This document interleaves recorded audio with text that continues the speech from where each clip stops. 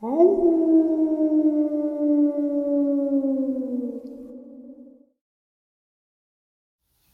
and salutations, everyone. I hope everyone is still doing well. How about a bonus upload to get us through this evening? Before we jump into it, a couple links. As you know, I rely on Patreon, PayPal, channel membership, and the merch to help the channel to continue to grow and go. Links to Patreon, PayPal membership are in the description below. Merch displayed directly under the video. Also, Dogman Frightening Encounters, Volume 1 through 3, the audiobook versions. They all were written and researched by Tom Lyons, narrated and produced by me, Jeff Nadolny. Those audiobooks are available on Audible, Amazon, and iTunes, links to which are also in the description as well.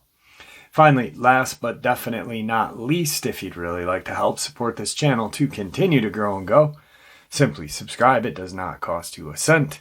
Click that like button, takes half a second.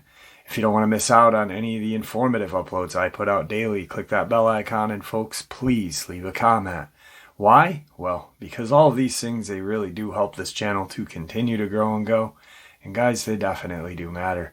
Now, everyone, I have taken far too much of your time. Let's jump into tonight's bonus, shall we?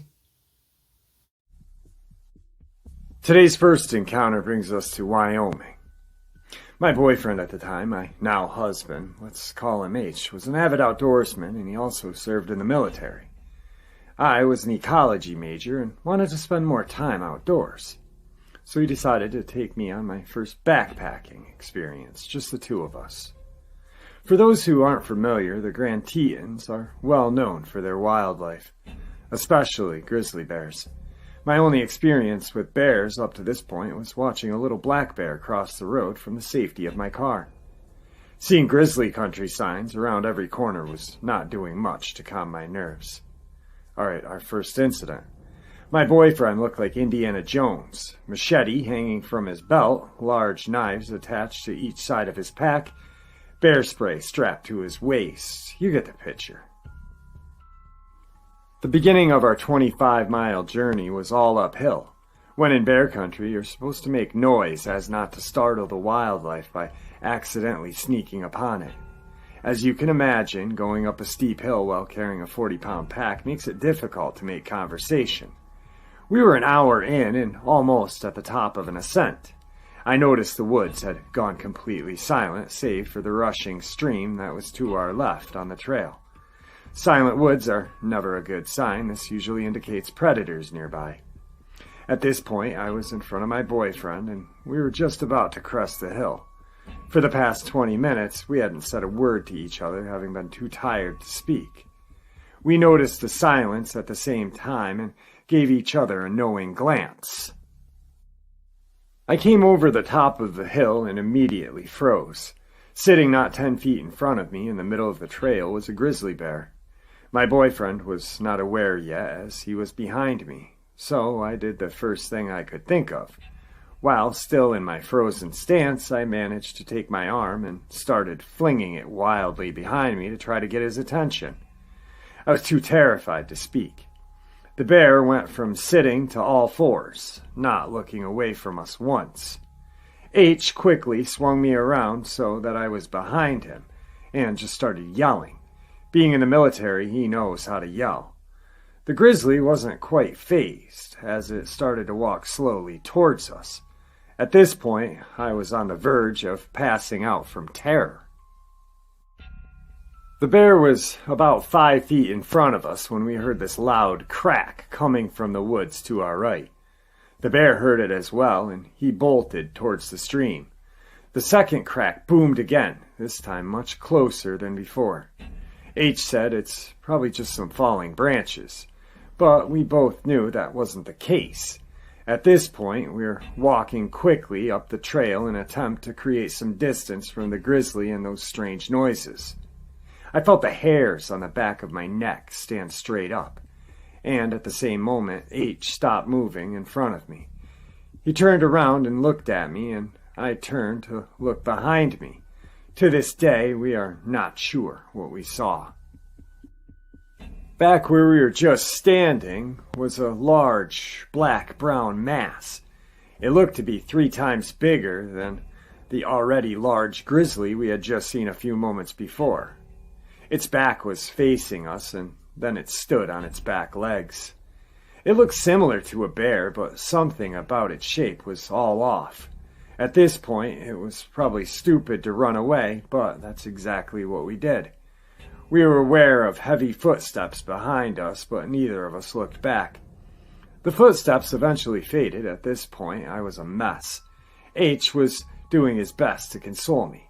"Honey, this is extremely unusual. The bears usually stay away from humans. We're going to be okay. I'm sure it won't happen again." That was enough to convince me to continue on the backpack trip. About an hour later, though, we reached a clearing where we decided to take a rest and have a snack.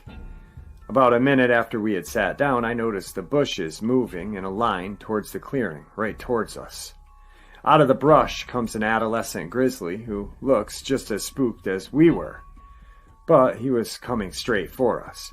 H, being a crazy nut that he is, decided to charge back at the bear while screaming, bear spray in hand. That did the trick, and the bear ran off. All I could think was just my luck, but that wasn't even close to what happened the second night. The second night. Before we began our backpacking, we had to let the ranger station know which trail and route we planned on to take. With this information, they usually sent a ranger on horseback at some point during the backpack to check on you and make sure everything was okay. There were not many approved trails left for us to choose from, and it was just our luck that they were the most difficult.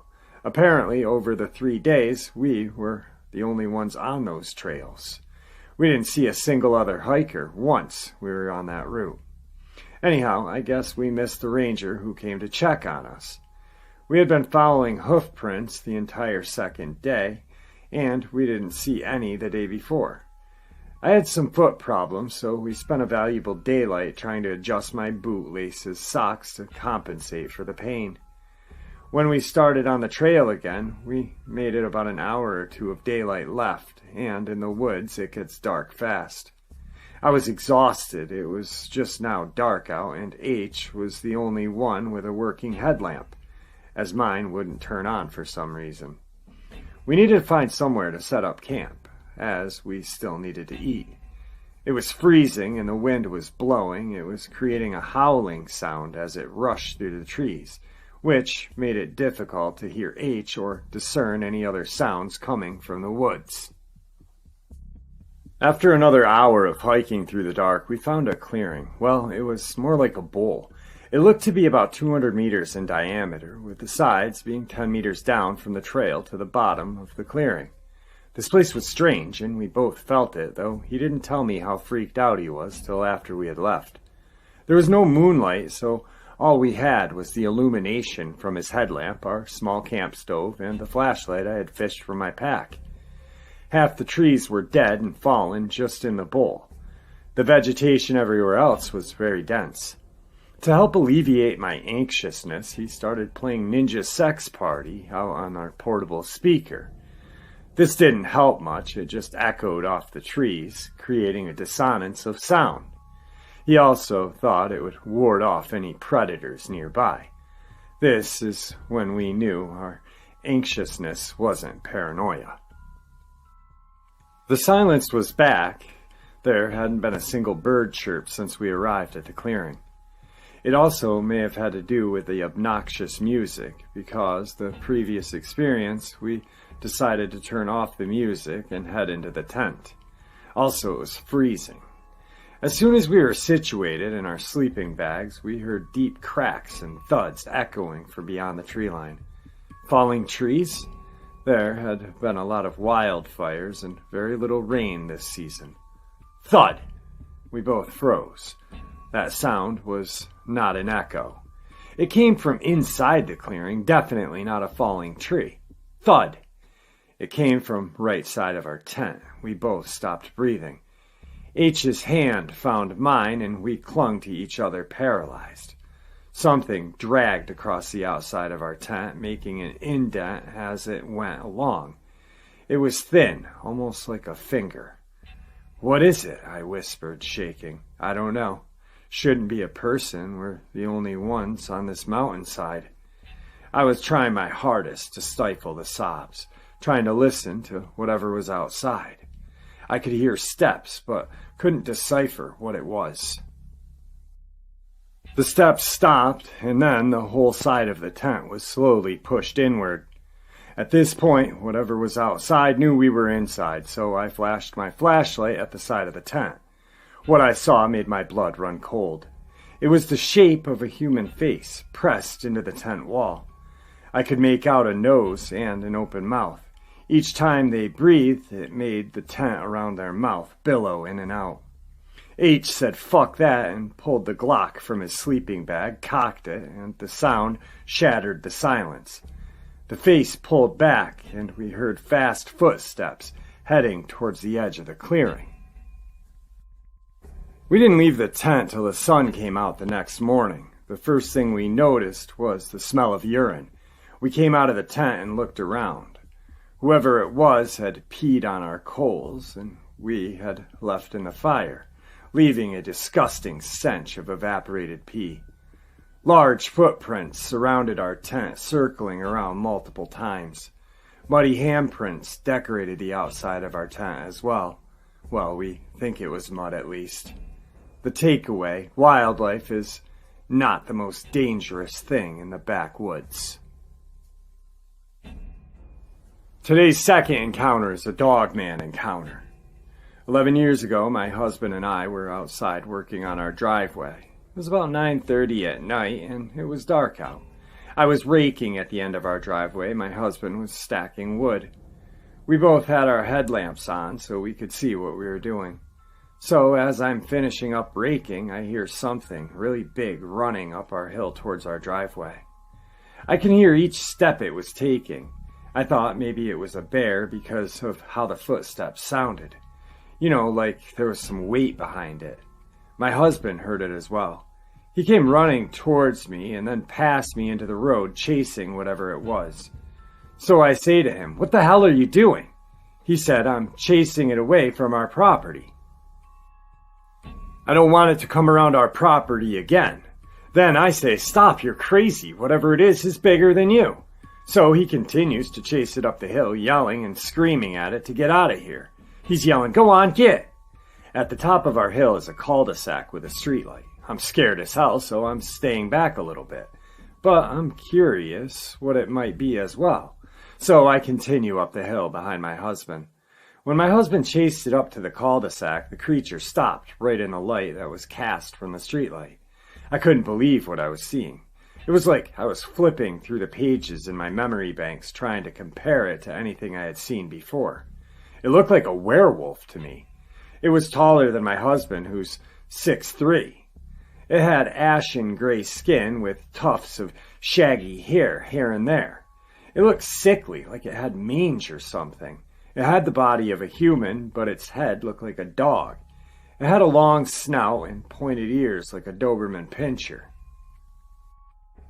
It had a slight hunch on its back of its neck, just like a hyena has. Its upper arms were slightly shorter than the length of a human's. Its hips were much larger than ours. Kind of like a kangaroo, but not as big. But it was obvious from the hips and shorter arms that it could go walking on 2 feet like us and run on 4s like a dog or a bear could. So when it gets into the light of the streetlight, it stopped and turned to look at my husband, who's still yelling at it, "Go on, get!" And the creature was pissed. I really think that because I don't think it liked being in the light. But when it turned to look at him, it snarled and growled at him for a second or two, and then, with 2 long footsteps, it shot into the woods just above our house. My friend and neighbor asked me to come down to her house a couple of weeks ago because another one of our neighbors that lives above our house, just past the woods that werewolf thing disappeared into, was at her place, and she said we needed to talk.